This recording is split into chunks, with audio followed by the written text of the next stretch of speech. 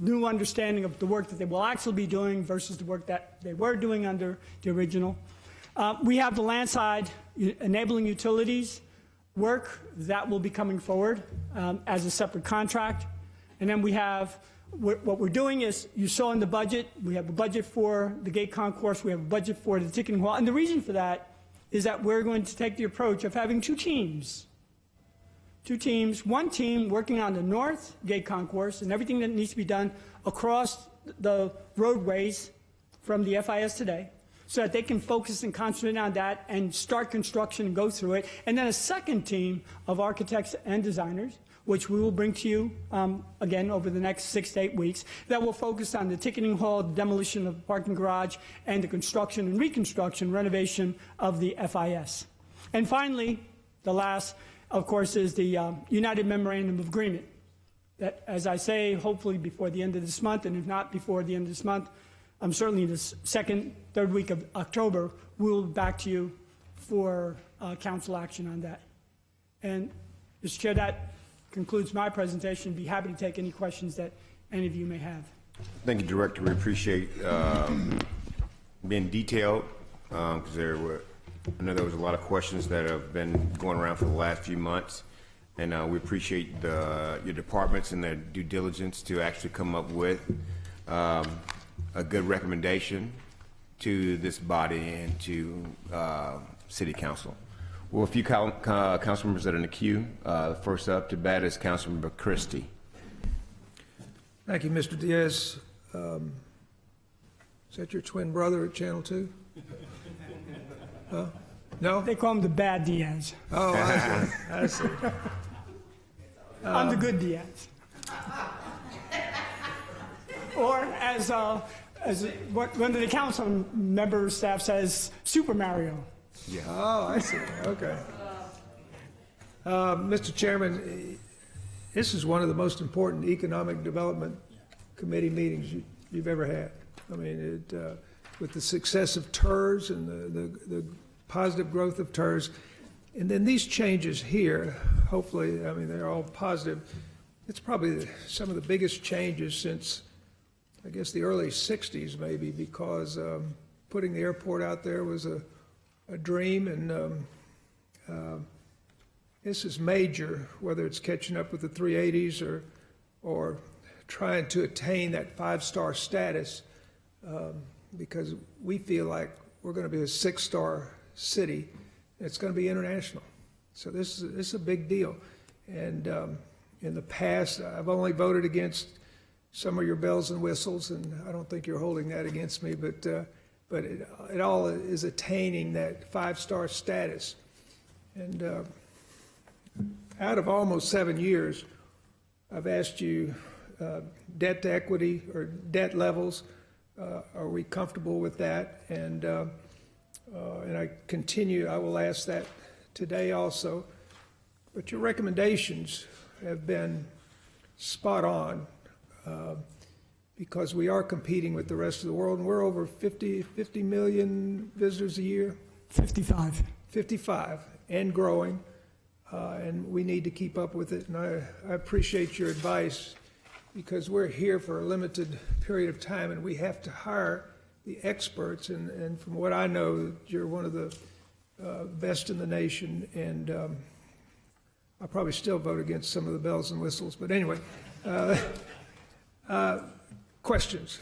You going up a couple of levels on the vertical, on the parking lot level. Will this increase, decrease, or about stay the same, the speed of parking and exiting? It'll probably be about the same. We are going to make some additional improvements in the flow within the parking garage. So it won't increase, but it'll keep it at the same amount of time to get in and out. And then the second point that I would add to that is, as we speak, in those parking garages, we're putting in an automated parking guidance system. We're now working in Terminal C, I believe it is. We've got a number of levels of Terminal C already done.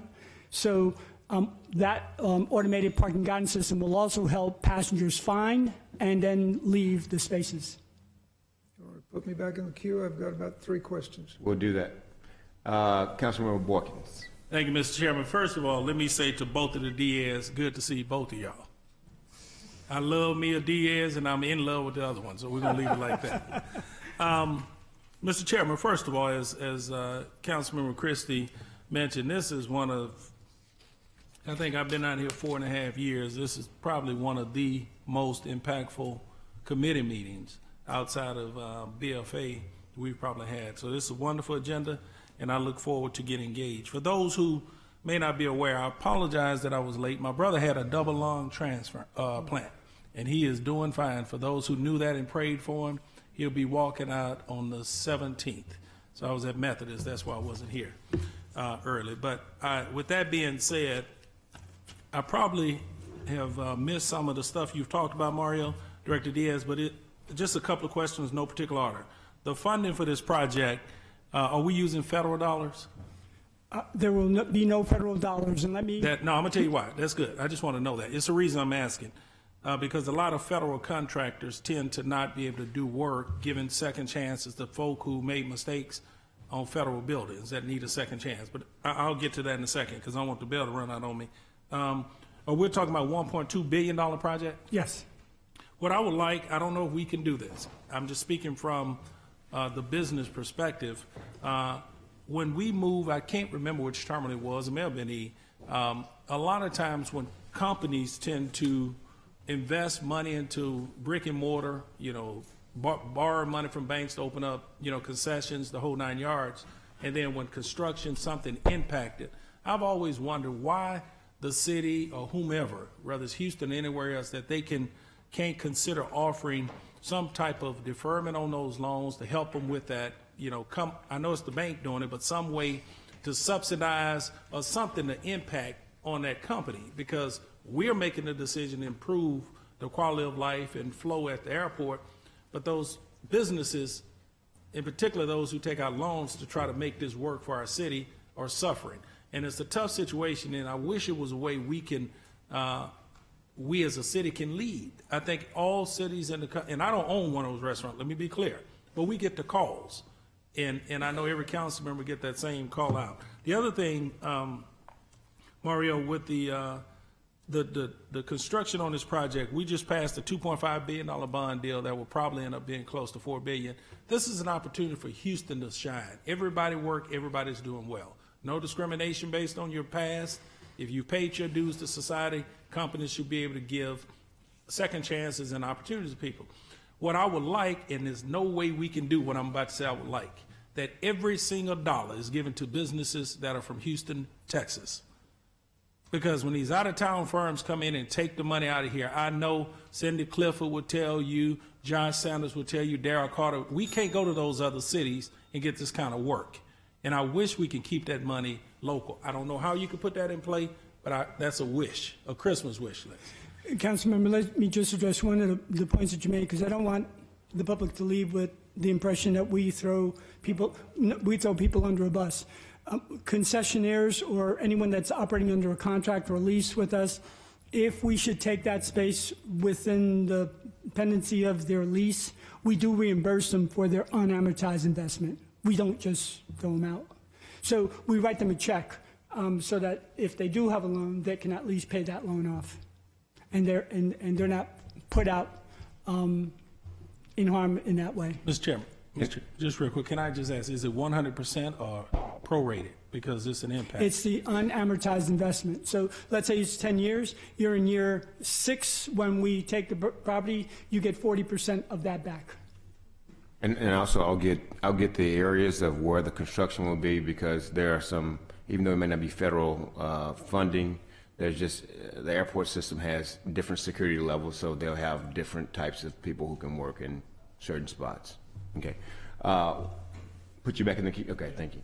Councilmember Robinson. Thank you, Chair. And Director, thank you for being here. Thank the other Mario, and thank everybody else. It's a good meeting. I'm glad it's happening. And I think it was almost a year ago in December that this group convened to discuss where we were with a schematic design package. We were kind of ready to go. I think everyone was thinking it looked great. And, you know, I'm your friend who's an architect, so we were in the room with some of the really smart people who are engineers and planners thinking about this. And Director, to your credit, and I know this was hard, but you raised the flag and you said, this is not going to work. And it was a problem for functionality, really basic stuff. Not the good looks of the building, but it was for what wouldn't function right. And I'm looking at slide 6, if we could go there. I've got a question about that because I think you did the right thing as far as that goes, and I'm encouraged by the pretty pictures, which I haven't seen up until now, having visited a few months back in Denver while there for a conference. I went so far as to go to visit our very capable architect to lead the team, Kurt Fentress, and his shop there. And as impressive as it was when we got to the team that was working on the Houston component, they were not working. It was quiet. There wasn't a lot going on there. And we were concerned about that, of course, but there was a reshuffle going on.